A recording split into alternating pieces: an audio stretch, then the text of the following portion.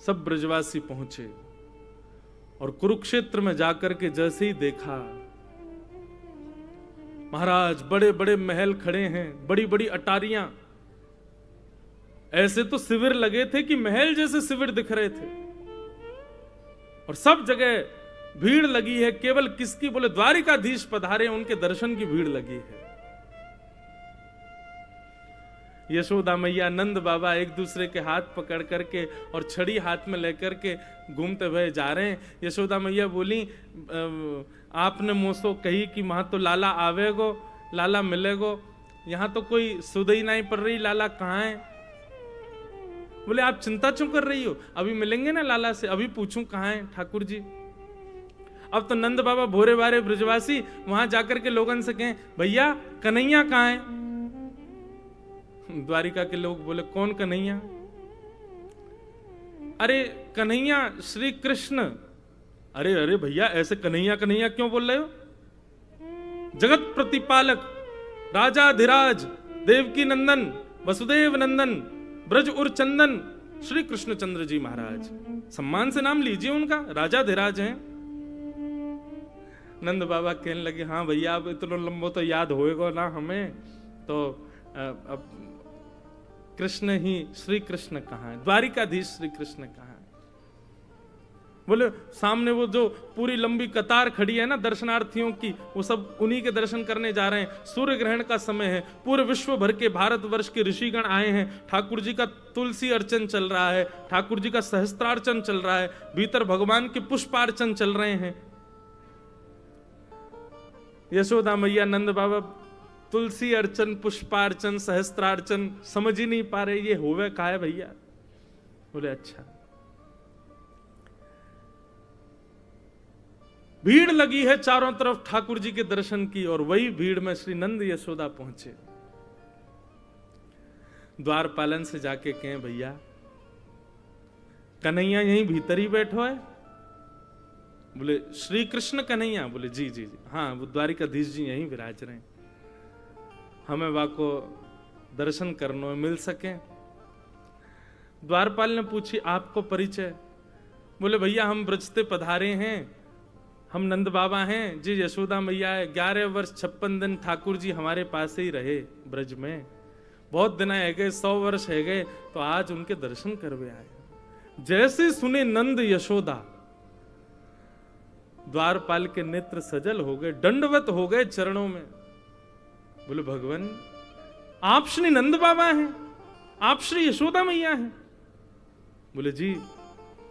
बोले भगवान मैं आपको कहा बताऊं, वर्णन को विषय नहीं है, लेकिन हमारी द्वारिका में ठाकुर जी भले ही वसुदेव जी के पुत्र हैं, भले ही यशोदा मैया के, भले ही देवकी मैया के पुत्र हैं, पर आज भी हमारी द्वारिका में जन्माष्टमी में पूरा द्वारिका गावे, नंद घर आनंद भयो जय कन्हैया लाल की, यशोदा के लाला भयो जय कन्हैया लाल। अरे कहां तक कहें, स्वयं देवकी वसुदेव भी यही कीर्तन को गावे कि नंद घर आनंद भयो। आज उन नंद बाबा के दर्शन है रहे, चरण पकड़ लिए, चरणन की धूल अपने माथे से लगाने लगे। आप भीतर पधारो, 4-5 सैनिक लगा दिए, बोले इनको लेके भीतर आओ। भीड़ बड़ी लगी है महाराज, ठाकुर जी की अर्चना चल रही है, ठाकुर जी सिंहासन पर बैठे हैं, संत महापुरुष कोई तुलसी अर्चना कर रहे हो, कोई पुष्प अर्चना कर रहे हैं, ठाकुर जी बैठ करके प्रेम से अपनी अर्चना करवा रहे हैं। इतने में एक द्वारपाल गया दौड़ा दौड़ा, बोले ठाकुर जी ब्रज से नंद यशोदा मैया पधारे। नंद यशोदा नाम सुनते ही ठाकुर जी को स्मृति नहीं रही कि मैं कहां हूं, क्या चल रहा है, किस भाव में है। ठाकुर जी के तुरंत नेत्र खुले, बोले कहा कही तेने भैया, कौन पधारे? बोले नंद यशोदा मैया आए, सामने आ रहे हैं देखो। जैसे ही सिंहासन पर बैठे हुए ठाकुर जी ने यशोदा मैया को देखो, ठाकुर जी कूदे नहीं, इतने देहाभिमान शून्य हो गए, देह की सुध नहीं हुई कि ठाकुर जी वहीं मानो जैसे मूर्छा अवस्था में गिर पड़े हों। संभाला सैनिकों ने जाकर के, बोले मुंह को लेके चल, मेरी यशोदा मैया आ रही है, जल्दी लेके चल, विलंब मत करे। ठाकुर जी को लेकर के आए। यशोदा मैया की नेत्रों की ज्योति अभी उतनी है नहीं, रो रो करके कृष्ण के स्मरण में यशोदा मैया के नेत्रों की ज्योति चली गई है। ठाकुर जी गए, जाकर के अपने सबसे प्रथम तो मुकुट को यशोदा मैया के चरणन में पधराया, और जैसे ही यशोदा मैया के मधुर चरणार बिंदों को अपने हृदय से लगाए, ठाकुर जी छोड़े नहीं। समस्त पटरानियां खड़ी हैं, बड़े बड़े ऋषि महापुरुष खड़े हैं, सूर्य ग्रहण का काल है, सब यहां अर्चना वंदन कर रहे हैं, बड़े बड़े ब्राह्मण तप में बैठे हैं, जप में बैठे हैं, और यहां एक अलग ही दर्शन हो रहा है। द्वारिकाधीश श्री यशोदा मैया के चरणों से लिपट करके करुण क्रंदन कर रहे हैं। यशोदा मैया ने नीचे झुक करके लाला को उठायो, हृदय से लगायो, कभी लाला के नेत्रन को स्पर्श करें, कभी कान को स्पर्श करें, कभी नासिका को स्पर्श करें, मुख को स्पर्श करें, और स्पर्श करके मैया कह रही, लाला तू तो बड़ो ही ना भयो, तू तो बिल्कुल नेक्सो सोई है। जैसे स्पर्श को भाव, जैसे स्पर्श को सुख तेरो बाल्यकाल में, लाला तेरो अभी भी वैसो ही है। इतना रोए द्वारिकाधीश। यशोदा मैया ने जो वस्त्र धारण किए थे सब गीले हो गए ठाकुर जी के अश्रुओं से। महामंत्री सेनापति सब विचार कर रहे हैं, आसन लगाओ, सिंहासन लगाओ। ठाकुर जी बोले दूर करो सबको, मैया तू जल्दी बैठ भूमि पर। यशोदा मैया बैठ गई, और जैसे कोई 1-1.5 वर्ष, 2 वर्ष, 3 वर्ष को बालक गोद में लिपट करके, गोद में लेट करके और मैया के वक्ष से लिपट जाए, ऐसे द्वारिकाधीश राजाधिराज सामने नाती खड़ा है, सामने ठाकुर जी के परपोते खड़े हैं, सामने ठाकुर जी के पुत्र खड़े हैं, और ऐसी स्थिति में श्री यशोदा मैया के हृदय से लिपट करके ठाकुर जी उनके वक्ष को टटोल रहे। मैया से कह रहे, मैया मुंह को अपना दूध पिवाए दे। यशोदा मैया से लिपट गए और बार बार कह रहे, मैया मुंह को क्षमा कर दे, मैं तुमको वचन दे के गयो लेकिन नहीं आयो, मैया मुंह को क्षमा कर दे। यशोदा मैया और ठाकुर जी के इस मधुर मिलन को देखकर के द्वारिका के लोग अपने प्रेम पर प्रश्न चिन्ह उठाने लगे। क्या हम वास्तव में द्वारिकाधीश से प्रेम करते हैं? ये कैसा प्रेम इन ब्रजवासियों का। नंद बाबा यशोदा ठाकुर जी के चरणों का स्पर्श कर रहे हैं, केश में हाथ घुमा रहे हैं। यशोदा मैया वक्ष से लगा करके लाल जी को खूब दुलार कर रही है। ठाकुर जी भूल गए कि पुत्र पौत्र सब खड़े हैं मेरे, नन्हे से बालक के भांति यशोदा मैया के अंग से लग गए। और पूरे सूर्य ग्रहण के समय में यही अनुष्ठान चला, प्रेम का अनुष्ठान, ब्रज द्वारिका मिलन के प्रेम का अनुष्ठान। सब द्वारिकावासी ब्रजवासियों को खोज रहे हैं, कहां है ब्रजवासी, और सब ब्रजवासियों को खोज खोज करके अपने हृदय से लगा रहे हैं। बोले आप भी ब्रज से हैं? बोले हाँ हम ब्रज से हैं। जो ब्रज को दिख जाए द्वारिका के लोग दौड़ करके जामे, उनको हृदय से लगामे। सब ब्रज द्वारिका मिलन महोत्सव कर रहे हैं।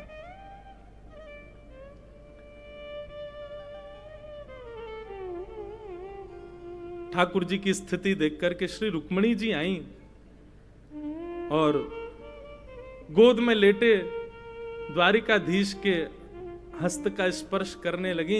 यशोदा मैया को जैसे ही दिखी, मैया बोली लाला जे लक्ष्मी सी दिख रही है, या कि देखियो केशन में कछु चमक रो है, या के घरे में ऐसा सुंदर नवलखा को हार लग रहा है, भैया ये लक्ष्मी सी दिख रही है, लाला जी कौन है? जैसे रुक्मणी जी आई, ठाकुर जी की विरह वेदना शांत हुई। भगवान अपनी स्थिति देख रहे थे, ये काब है, ये कैसे हम लिपट गए।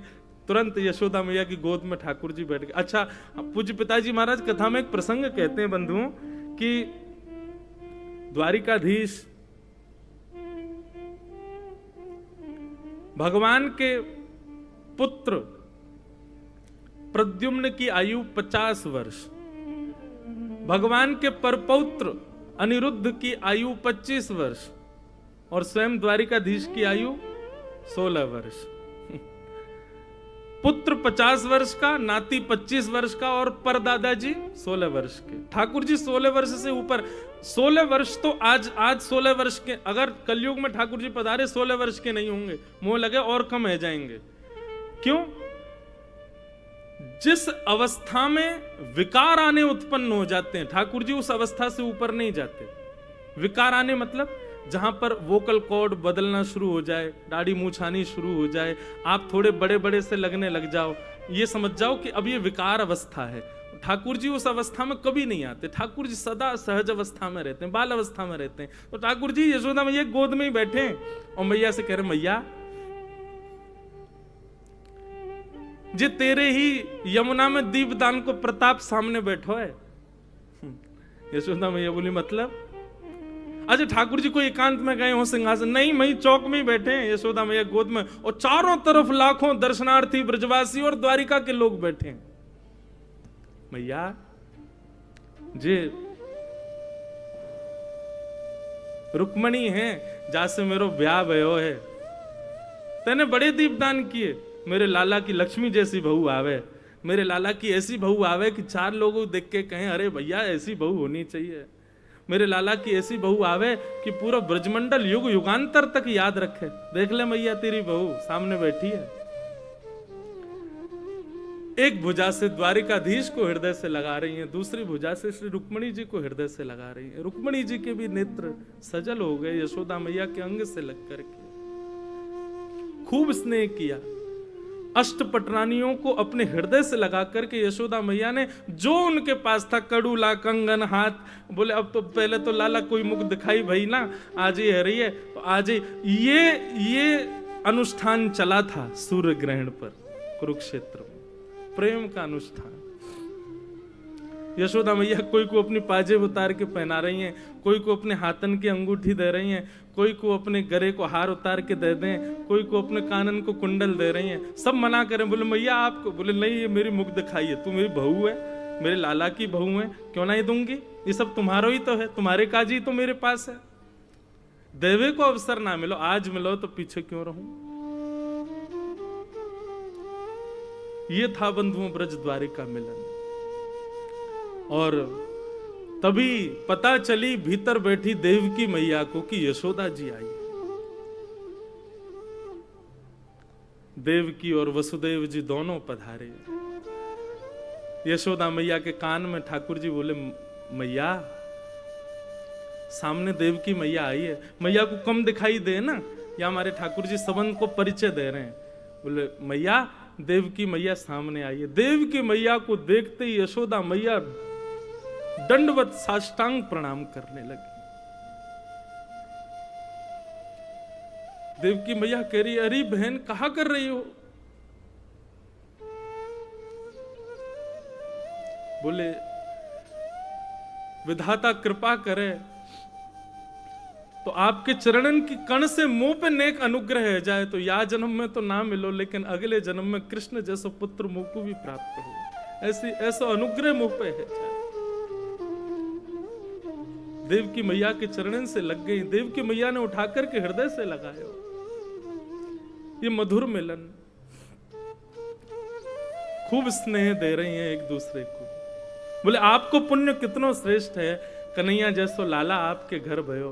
बोले मेरे पुण्य की कहा कहोगी बहन, मेरे तो 6 बालकन को कंस ने मार दियो, 7वें बालक को जन्म नाय भयो, 8वें बालक के रूप में कन्हैया आयो, पर कंस तो इतना क्रूर राजा जन्म लेते ही बालकन को मार दे। ये तो आपके और नंद बाबा को प्रताप हो कि हमारो लाला सुरक्षित रहो। 11 वर्ष 56 दिन तक आपने वहां को खूब ध्यान रखो। आज भी हमारी द्वारिका में कोई यो ना के देवकी के लाला की जय, सब यूं ही के नंद यशोदा के लाल की जय। नंद घर आनंद भयो जय कन्हैया लाल की। हर जन्माष्टमी आपके ब्रज को छोड़े भय भले ही लाला को 100 वर्ष है गए होंगे, लेकिन हमारी द्वारिका में तो आज भी द्वारिका वासी नंद घर आनंद भयो, यशोदा के लाला भयो। और मैं कोई को रोकू ना, मुझको भी तो वही में सुख मिले। यशोदा मैया और देवकी का मिलन हुआ। सब ब्रज अवध के लोग, ब्रज और द्वारिका के लोग मिल रहे हैं। द्वारिका के लोग बहुत सम्मान कर रहे हैं ब्रजवासियों का। ये स्थिति देख करके सब भूल गए किसके क्या जब चल रहे हैं, क्या अनुष्ठान चल रहे हैं। हवन की सारी अग्नियां ठंडी पड़ गई महाराज। जहां प्रेम की बाढ़ आ गई हो वहां कौन सी अग्नि जल सके। ऐसा मधुर मिलन हो रहा है। तभी एक सखा ने जाकर के ठाकुर जी को संकेत किया, लाला श्री जी पधारी हैं। श्री जी का नाम स्मरण सुनते ही ठाकुर जी मंत्रमुग्ध हो गए। एक बार को ठाकुर जी भूल ही गए कि हम द्वारिकाधीश हैं, पर श्री जी का नाम सुनते ही तो ठाकुर जी की व्याकुलता और बढ़ गई। बोले कहाँ हैं? बोले कुंज में विराज रही हैं, आप चलो। ठाकुर जी बड़े सहमे सहमे से श्री जी के पास जा रहे हैं।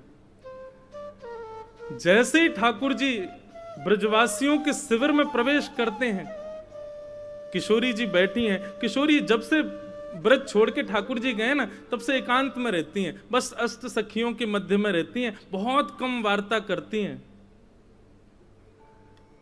जैसे ही ठाकुर जी ने शिविर में प्रवेश किया, किशोरी जी के नेत्र खुले। तुरंत ललिता, मुंह को ऐसा क्यों लग रहा है कि कन्हैया आ रहे हैं? बोले नहीं, कन्हैया क्यों आएंगे? अभी अभी मुझको पता चली, उनको तो सहस्त्रार्चन, तुलसी अर्चन आदि सब चल रही है। वो सूर्य ग्रहण को समय है ना, तो सब वहीं व्यस्त हैं। पूरे भारतवर्ष के बड़े बड़े संत ऋषि पधारे हैं, सब वहीं पर अर्चना कर रहे हैं। वो तो बहुत व्यस्त हैं, लाडली जी वो कैसे आवेंगे? किशोरी जी बोली, मुझे उनके तन की सुगंध पता है, और इस समय आभा मंडल वायु जो बह रही है उसमें ठाकुर जी के तन की सुगंध आ रही है, और मुझको पूर्ण विश्वास है कि श्याम सुंदर पधार रहे हैं। इतने में ही शिविर का जो कपाट था वो खुलना हुआ, और जैसे ही वहां से प्रवेश किया द्वारिकाधीश ने, देख करके सब सखियां भाव विह्वल हो गईं। किशोरी जी भाव विह्वल नहीं हुई, नीचे नेत्र करके बैठी हैं। पता है कि ठाकुर जी आ गए, पर देखूं कैसे, किस अंग को पहले देखूं? 100 वर्षों की प्रतीक्षा। चरणों को देखूं, हस्त कमल को देखूं, मुखमंडल को देखूं, कहां से प्रारंभ करूं देखना? ठाकुर जी जहां खड़े हैं वहां से मुंह इतर करके श्री जी बैठी। कैसे देखूं, किसको पहले देखूं? ललिता विशाखा को थोड़ी सुध आई, श्री जी के बगल में स्थान था, वहां आसन ठाकुर जी का पधराया, इत्र का छिड़काव किया, गुलाब जल बिछाए। आओ लालन विराजो। ठाकुर जी बोले नहीं। अपना मुकुट उतार करके श्री जी के चरणों में रखे, और श्री जी के सिंहासन से टेक लगा के ठाकुर जी चरणों में विराजमान हो गए, चरणों में बैठ गए। और स्वयं द्वारिकाधीश अपने कर कमलों से श्री जी के मुखमंडल को अपनी ओर करते हैं, और कितना सुंदर स्वरूप है श्री जी का।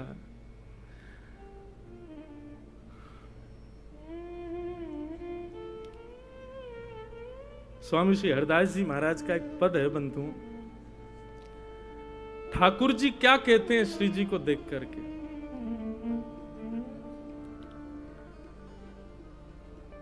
प्यारी जू जब जब देखूं तेरो मुख, तब तब नयो नयो लागत। हे श्यामा जी, वैसे तो आप निरंतर द्वारिका में भी हम रहे तो हमारे चित्त में रहते हैं, पर निरंतर आपके हर बार के रूप की वर्णन कहा करूं? हर बार एक नयो रूप से दिखे आप में। स्वामी श्री हरदास जी कहते हैं, प्यारी जू जब जब देखूं तेरो मुख, तब तब नयो नयो लागे, तब तब नयो नयो लागे। ऐसे भ्रम होत में काहू, देख न री दुति को दुति लेखन न कागत। ऐसा लगे आपको देख करके कि शायद पहले मैंने कभी देखो ही ना, ये तो कोई नयो रूप है। रूप तो वही है, लेकिन वाकई कांति ऐसी अद्भुत है जाए कि हर बार ऐसा लगे कि मैंने कोई नयो रूप देखो। आपके अरूप की बलैया। कोटि चंद्र ते कहां दुराऊं, री नए नए रागत। श्री हरिदास के स्वामी श्यामा, कहत काम की साथी। न होई तुष्टि रही निस दिन जागत। कोटि कोटि चंद्रमान से भी यदि आपकी नजर बलैया उतारूं तो भी फीको लगे। ऐसा मधुर स्वरूप है ठाकुर श्री जी को। किशोरी जी को मुखमंडल देखा और जैसे किशोरी जी का मुख अपनी ओर किया, श्री जी के नेत्र ठाकुर जी के नेत्रों से मिले। अब श्री जी भी अपने सिंहासन से उतर करके नीचे विराजमान हो गए और विराजमान होकर के कहती हैं, श्याम सुंदर, 100 वर्ष की प्रतीक्षा के बाद आए हो, कछु दोगे नहीं मुझको? ठाकुर जी बोले, जो मांगोगे सो देंगे, आप आज्ञा करो एक बार, कहा चाहिए? बोले, जा दिन आप ब्रज छोड़ करके गए, हमसे एक वचन लेकर के गए कि हे श्यामाजू, एक अश्रु बिंद भी यदि पृथ्वी पर गिरा तो मैं अपनी लीला उसी समय संवरित करके प्रस्थान कर जाऊंगा। यदि आप चाहती हैं कि आगे की लीला संवरण हो, आगे की लीला व्यवस्थित चले, तो आप मुझे वचन दीजिए कि एक अश्रु बिंदु भी आपके नेत्रों से नीचे पृथ्वी पर गिरना नहीं चाहिए। प्रलय आ जाएगा, पृथ्वी रसातल में चली जाएगी। आपके वह वचन को निर्वहन करते भाई आज 100 वर्ष है गए, एक अश्रु बिंदु भी मेरे नेत्रन से नहीं आई है। मैं आपसे यही मांगना चाहूं, आज मुझ को आज्ञा दे दो। वो जो हृदय में सागर, वो जो हृदय में तालाब नदी बन चुका है और नदी के भाव से अब सागर बन चुका है, वाकु अब यहां से प्रस्थान करन दो।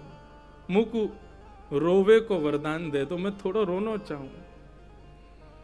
100 वर्षन से 2 कार्य श्री जी ने नहीं किए। एक तो सोई नहीं है, दूसरी नेत्रों से एक अश्रु बिंदु भी प्रकट नहीं किया। और आज ठाकुर जी के उस मधुर रूप को देखकर के श्री जी कहती हैं, आप आज्ञा करो। ठाकुर जी भाव विह्वल हो गए, हृदय से लगा लियो। चिन्मय चैतन्य स्वरूप श्री जी और ठाकुर जी एक दूसरे में विलीन हैं लगे।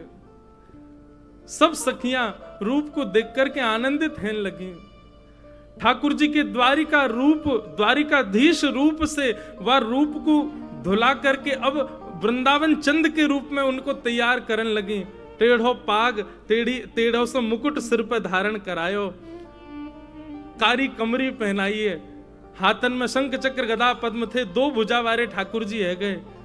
कर में मुरली पधरा दई, ठाकुर जी की कारी कामर डाल करके चंदन को इत्र लगायो, ठाकुर जी की मधुर पत्रावली को श्रृंगार करके श्री जी के बगल में बैठा दिया। द्वारिकाधीश साक्षात कृष्ण रूप दिख रहे हैं।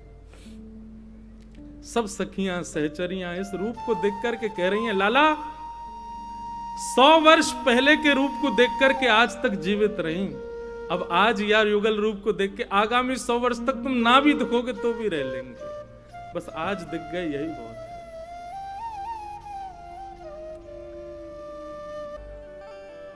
ठाकुर जी श्री जी से मिले, सब सखियों ने ठाकुर जी का ब्रज नंदन के रूप में श्रृंगार किया और श्रृंगार करके श्री जी के बगल में बैठाए और बैठा करके खूब नेत्रन से निहारो। और बंधुओं, अब यहां ब्रज द्वारिका मिलन महोत्सव में निभृत निकुंज का रास हुआ। 100 वर्ष के पश्चात द्वारिकाधीश रास कर रहे, केवल अष्ट सखियां हैं, किशोरी जी हैं और श्याम सुंदर है। रास बिहार हुआ। रास बिहार के पश्चात श्री जी ने अब आज्ञा, ठाकुर जी ने आज्ञा मांगी, हे लाडली जी, अब बस कछु दिना की प्रतीक्षा और है। वैसे तो मैं नंदन रूप से नित्य वृंदावन में विराजमान हूं, पर कछु दिना की प्रतीक्षा के पश्चात ये लीला पूर्ण होएगी और हम और आप पुनः अपनी कुंज में प्रवेश करेंगे और सदा सर्वदा के लिए ये रास अनवरत वृंदावन में चलता रहेगा। और श्री जी बोली, फिर से समय दे के जा रहे हो आप? पहले परसों को समय दे के गए, और या बार तो आप, पिछली बार तो चलो परसों के भरोसे हम रह लें, इस बार तो आपने परसों भी नहीं कहा है। ठाकुर जी चरणन में गिर गए, बोले मुझको क्षमा कर दो, ये लीला करना बहुत आवश्यक है। अभी यदुवंशी को संहार आदि सब क्रिया है, आपकी आज्ञा से सब होएगा। वह को पूर्ण करते ही मैं वैकुंठ नहीं जाऊंगा। कहा करूं वैकुंठ ही जाए, नहीं जाऊंगा, सीधे वृंदावन आऊंगा और सदा सर्वदा के लिए वृंदावन में हम आप निवृत्त निकुंज में लीला विहार करेंगे। ब्रज द्वारिका में मिलन में यह वचन किशोरी जी ने दियो, ठाकुर जी ने दियो। किशोरी जी जिद्दी नहीं है, किशोरी जी पीछे थोड़ी पड़े ठाकुर जी के, जामे आपकी रुचि। जैसो आपको, कितना सुंदर भाव भाई जी का ये, मैंने पहली बार गाया, मुझे तो आता भी नहीं, बस गा दिया। ऐसे 16 गीत हैं, एक गीत ठाकुर जी गाते हैं, फिर दूसरा गीत किशोरी जी गाती हैं, फिर एक गीत ठाकुर जी गाते, फिर किशोरी जी गाती हैं। ऐसे भाई जी ने आज ही सुबह जब देख रहा था तो हमारा एक बालक हमसे बोले, महाराज जी कभी श्री जी की कृपा हो तो अगले या कभी भी, कोई वचन नहीं दे रहा हूं, पर ठाकुर जी के ही उत्सव में, वर्ष भर तो हम कथा करते हैं, ये तो हमारी लाल जी से चर्चा है, इसमें कभी 16 गीत गाएंगे, पूरे 16 गीत जो ठाकुर जी और श्री जी के हैं, और उन्हीं पे ही चर्चा, जो यथामति शक्ति गुरुजनों की आज्ञा लाल जी की इच्छा से होगी वो करेंगे।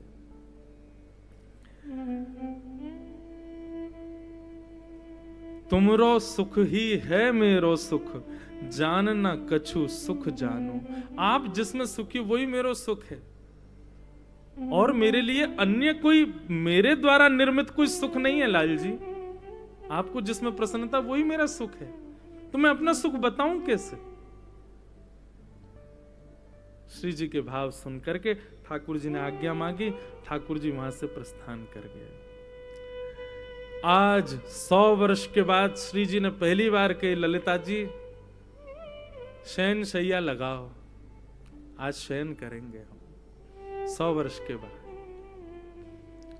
ठाकुर जी की काली कामर नित्य श्री जी ओढ़ती हैं और वंशी को अपने चित्त से लगाती हैं। आज 100 वर्ष के बाद श्री जी को निद्रा आई है, पड़ गई शयन शैया पर। ठाकुर जी जैसे ही लौट करके गए, ठाकुर जी का अद्भुत श्रृंगार ब्रज के नंदन बना के भेजे गोपी ने। ऐसा श्रृंगार तो कभी द्वारिका में भी नहीं हुआ ठाकुर जी का। श्रृंगार को देख करके महाराज रुक्मणी को यह भी भान नहीं रहा कि मैं रुक्मणी हूं। ऐसा रूप, ऐसा सौंदर्य, ऐसा श्रृंगार। श्याम सुंदर, हे द्वारिकाधीश, कहां गए थे आप? ये इतना सुंदर श्रृंगार। ठाकुर जी के नेत्र ही बता रहे थे कहां गए थे।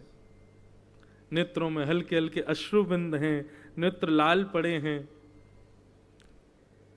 समझ गई रुक्मणी जी कि श्री जी पधारी। ठाकुर जी तो जाकर के अपने कक्ष में विराजमान हो गए, लेकिन रुक्मणी जी की व्याकुलता बढ़ गई अब कि मैं जाऊं, मैं भी श्री जी का दर्शन करूं। अपनी अष्ट सखी, अष्ट भगवान की पटरानियों को संग लेकर के श्री रुक्मणी जी गई हैं श्री जी का दर्शन करने के लिए।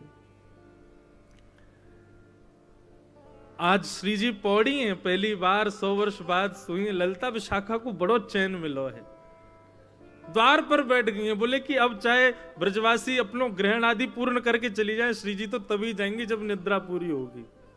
100 वर्ष की निद्रा है। मधुर सुगंधी ठाकुर जी के अंग की आ रही है, कारी कमरी हो रही भई है, वंशी चित्त से लगी भई है। श्री जी मधुर शयन कर रही हैं। जैसे ही रुक्मणी जी आई, रुक्मणी जी के आते ही श्री जी उठ करके अपने आप बैठ गई और बोली, ललिता जरा देखियो, मुझे लगा श्याम सुंदर फिर आ गए। बोले अब कहा भाई, अब तो श्याम सुंदर नहीं आए थे। बोले श्याम सुंदर को हृदय से लगा के रुक्मणी जी आई तो उनके तन की सुगंधी रुक्मणी जी में से आ रही थी और श्री जी को उसी से ही भान हो गया कि श्याम सुंदर आए। उठ के बैठ गई श्री जी। बोले ललिता देखियो द्वार पर श्याम सुंदर आए। ठाकुर जी फिर आए हैं।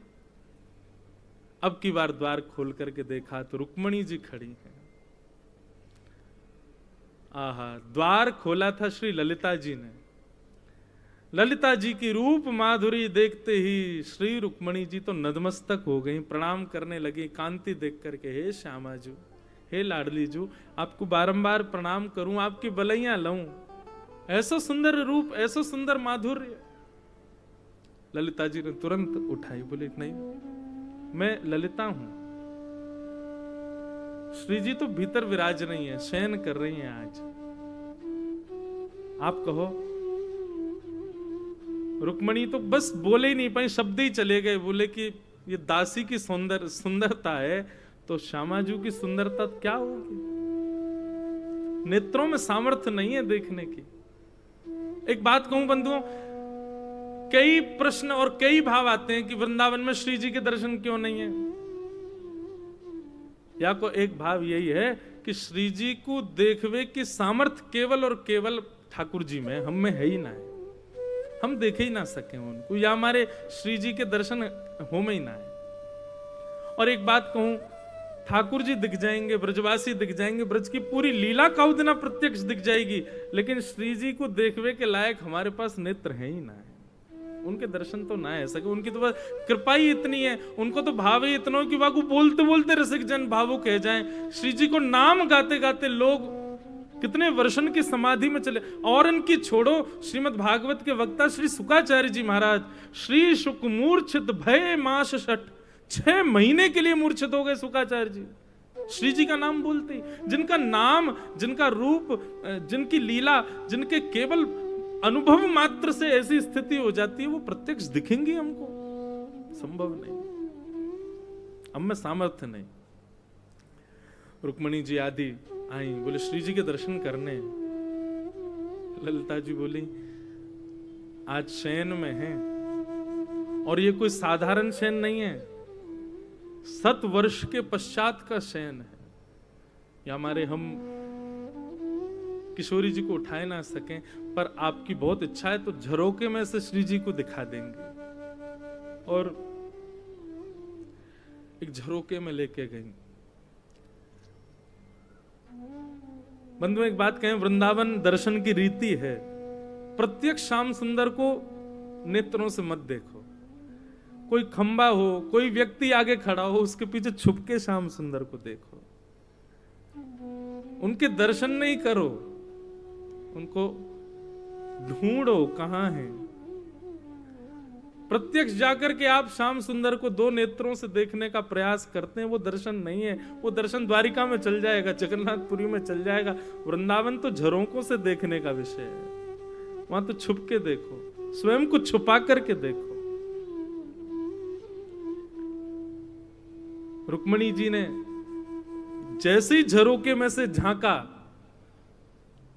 कारी कमरी ओढ़ी है श्री जी ने, वक्ष पर ठाकुर जी की वंशी वेणु को लगाए श्री जी लेटी हैं। और बस उसी समय रुक्मणी जी का देखना हुआ, और उसी समय श्री जी ने कारी कमरी में से नेक अपनो चरण बाहर निकारो।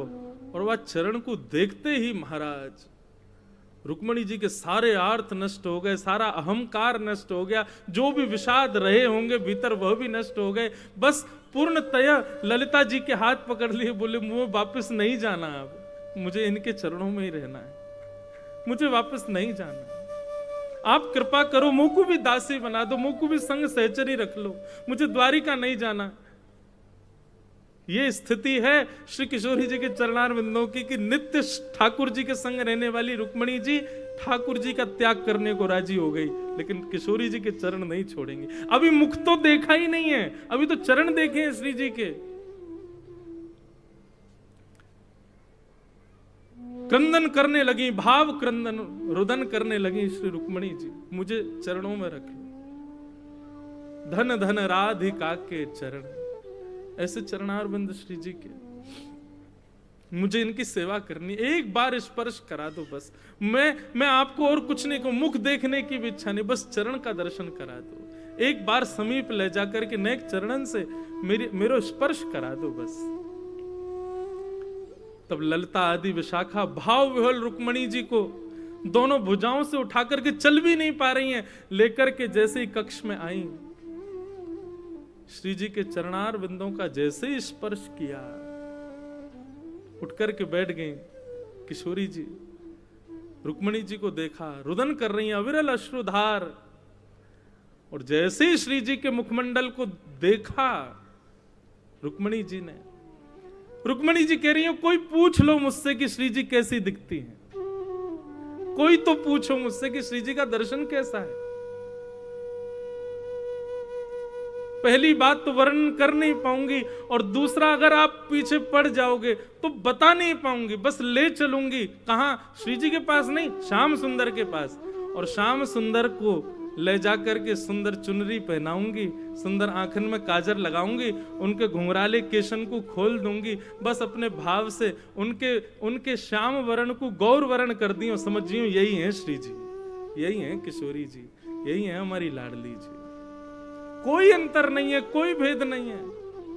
रुक्मणी जी तो ये आश्चर्य में है कि दोनों एक से ही दिखते हैं, बिल्कुल ऐसे ही नेत्र हैं श्री जी के, वैसे ही नेत्र हैं ठाकुर जी के, वैसी नासिका, वैसे ही ओष्ठ, पलक झपकने को तरीका भी सबन को अलग होवे, श्री जी और ठाकुर जी पलक भी वैसे ही झपके जैसे एक ही है, बिल्कुल कोई अंतर नहीं। रुक्मणी जी से ज्यादा कौन जाने, 24 घंटा ठाकुर जी की सेवा में रहे, गर्दन हिलावे को, बोलवे को, उठवे को, अचकवे को, सब बिल्कुल एक जैसा है, बस गौर वर्णा है, वो श्याम वर्णा है, कोई अंतर नहीं।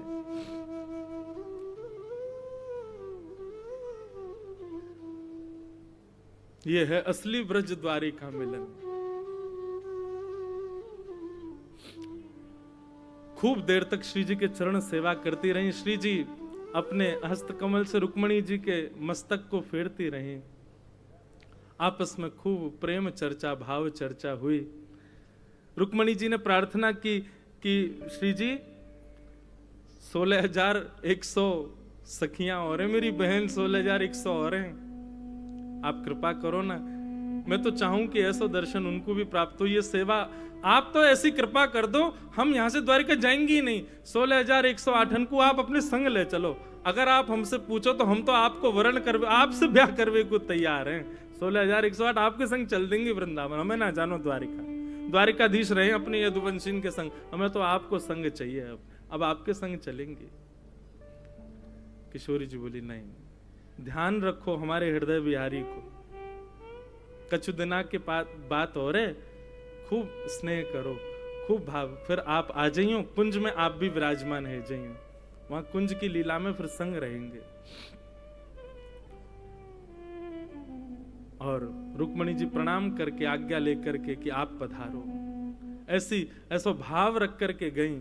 श्री जी बोली ठीक है, मैं प्रयास करूंगी, आऊंगी। और रुक्मणी जी वापस चली गई। प्रतीक्षा कर रही हैं कब श्री जी पधारेंगी, कब किशोरी जी आएंगी। और सायंकालीन समय भयो, 16,100 पटरानियां अपनी पलकें बिछाएं खड़ी हैं, सब प्रतीक्षा कर रही हैं, श्याम सुंदरा श्री किशोरी जी पधारेंगी। और तभी ललिता विशाखा सब अष्ट सखीन के साथ श्री जी पधारे। श्री जी के रूप माधुरी को दर्शन, श्री जी के चरणन को दर्शन, श्री जी के भाव को दर्शन करके सब निहाल हो गई। कितनी तो मूर्छित हो गई, गिनती नहीं, श्री जी को रूप देख करके। खूब सारी सामग्री प्रस्तुत की गई, गरम दूध का पात्र। अब सखियों को सबने, रुक्मणी आदि ने कही, आप सब कोने हैं, जाओ, हम सेवा में रहेंगी, हम कुछ सेवा को अवसर दो।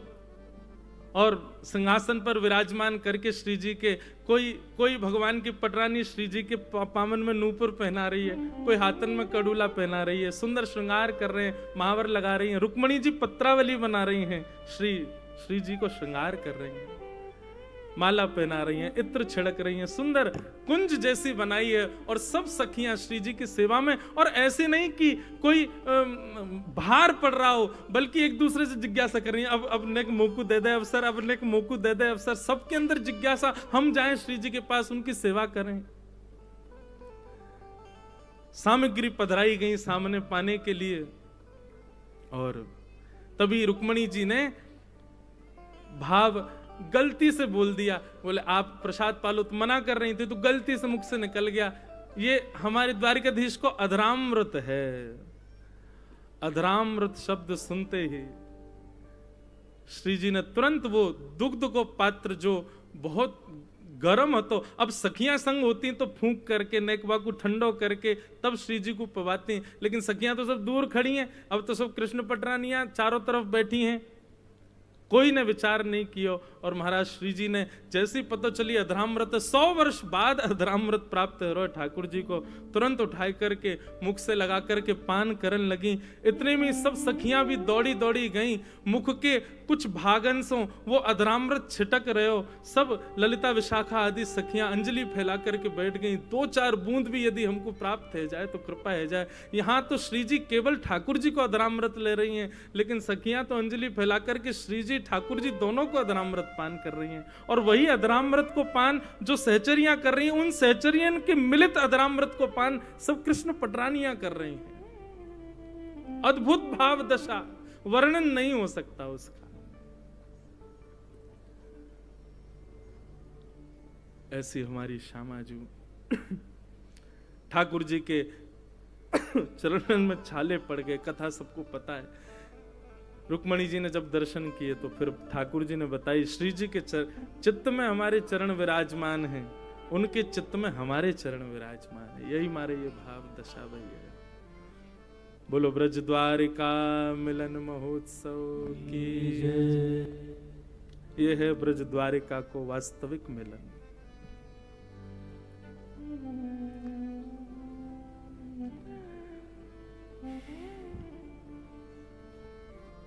आज कथा को भाव कहीं और ही चलोगे, लेकिन ब्रज द्वारिका मिलन महोत्सव यही तो है वास्तविकता। ऐसो प्रेम, ऐसो भाव, ऐसी श्यामाजू से हम बारंबार प्रार्थना करें कि किशोरी जी आप कृपा करो, ठाकुर जी प्रसन्न हो जाएं। हे सुन राधिका दुलारी, तेरे द्वार का भिखारी हूँ मैं, शाम का पुजारी।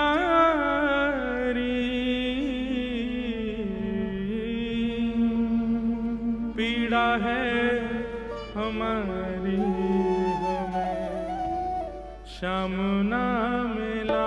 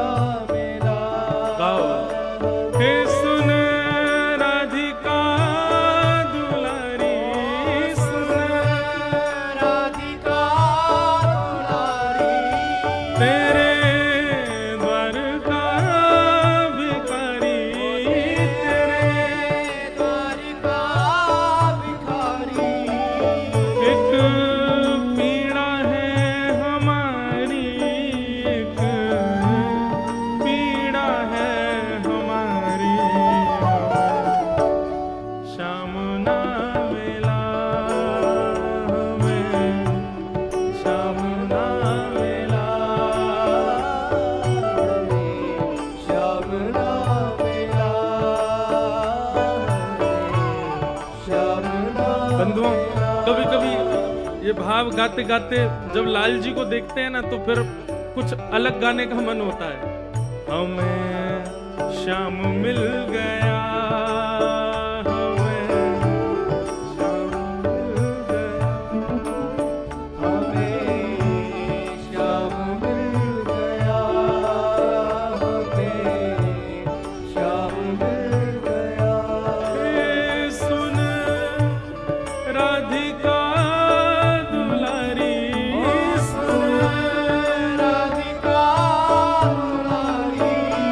तेरे द्वार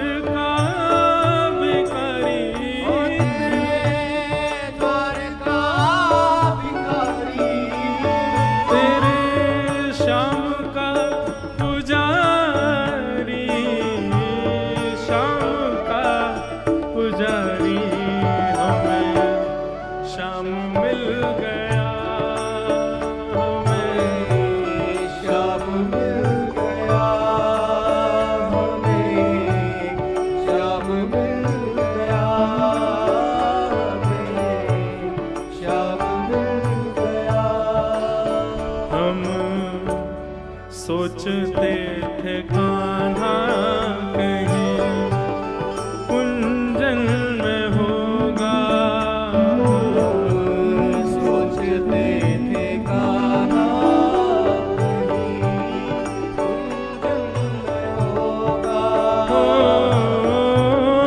अभी तो मिलन का हमने सुख नहीं भोगा, अभी तो मिलन का हमने सुख नहीं होगा। सुन के प्रेम की परिभाषा, सुन के प्रेम की परिभाषा मन में बंधी थी जो आशा, मन में जगी थी जो आशा, आशा हुई रे निराशा, झूठी दे गया दिलासा, श्याम ना मिला हमें, श्याम ना मिला हमें, श्याम ना मिला, श्याम ना मिला। बोलो वृषभानु दुलारी की।